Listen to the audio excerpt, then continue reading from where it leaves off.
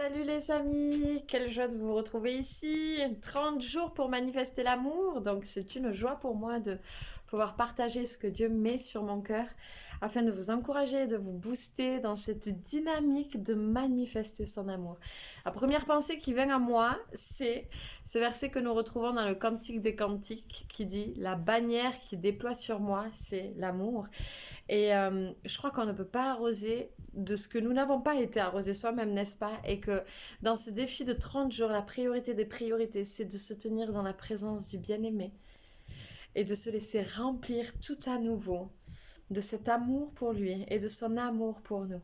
Et ainsi, nous pourrons être ces canaux de Dieu, cette source d'amour du Père manifestée autour de nos amis, autour des quartiers où il nous a placés, autour de la vie dans la ville dans laquelle nous sommes établis pour manifester l'amour de Dieu.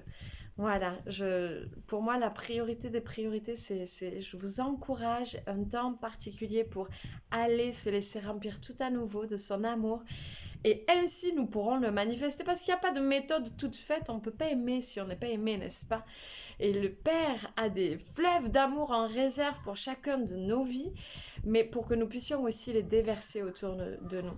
Et dans ce style de vie, la pratique de sa présence que je maintiens ici en Espagne, il y a quoi? Il y a 10 jours de cela, je suis allée chez mes voisins là, qui habitent en bas de la maison, et puis j'ai passé un moment avec eux, et je sentais la tristesse qu'il y avait dans le cœur de mon voisin Fernando. Il s'appelle Fernando, et je sentais vraiment la tristesse et l'angoisse qu'il vivait au plus profond de lui-même. Alors il ne le disait pas, il ne le laissait pas transparaître, n'est-ce pas?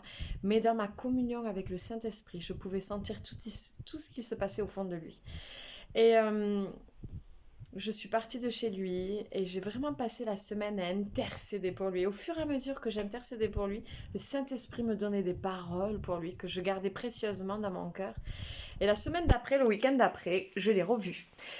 Et j'ai pu lui dire en espagnol, j'ai fait des progrès dans la langue d'espagnol, mais j'ai pu lui dire: Fernando, j'ai senti toute la semaine la tristesse et l'angoisse qu'il y a dans ton cœur. Et j'ai beaucoup prié pour toi cette semaine. Et vraiment, quand j'ai dit ça, j'ai senti à quel point il a été touché. Il y a eu un blanc, mais il y a eu des larmes dans ses yeux. Et il était vraiment interpellé. Genre, tu pries pour moi. Et du coup, j'ai pu lui témoigner l'amour de Dieu et les plans que Dieu a pour sa vie. Et il était vraiment, vraiment touché. Et je pense que nous pouvons faire ça si nous sommes réellement dans la communion du Saint-Esprit. C'est pas juste des stratégies, il faut faire comme ça, il faut faire comme ça, mais c'est se laisser remplir tout à nouveau parce que nous sommes des canaux de la vie de Dieu. Christ vit en nous et nous sommes en lui, assis dans les lieux célestes. Et il a des paroles pour chacune des personnes qui nous entourent, mais à nous d'être connectés, n'est-ce pas, au ciel et non seulement sur les choses de la terre, afin de pouvoir libérer un message de vie, d'espérance et d'amour autour de nous. Voilà les amis. Que le Seigneur vous bénisse, je vous embrasse bien fort. À très bientôt.